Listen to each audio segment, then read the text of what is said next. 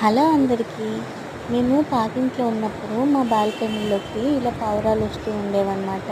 నేనేం చేసేదాన్ని అంటే వాటికి బియ్యము, గోధుమలు అలా వేసేదాన్ని. వేసినప్పుడు అవి వచ్చేసేవన్నమాట ఇలాగా. సో వచ్చి మొత్తం చక్కగా అంతా తినేసేవి. నేను వేసినవన్నీ కూడా రోజు పొద్దున్నే వేసేదాన్ని నేను అలాగా రోజు వాటి కోసము. ఇలా చాలా పావురాలు వస్తూ ఉన్నాయి. మా వాడు వాటిని చూసి ఎంజాయ్ చేసేవాడు. అలాగే భయపడేవాడు కూడా అవన్నీ గుంపుగా వచ్చేసరికి. చూసారా అవన్నీ ఎలా గొడవ పడుతున్నాయో. ఇవి 2 పావురాలు ఇవి తింటున్నాయి కదా! వేరే పావురాలను అసలు రానివ్వట్లేదు.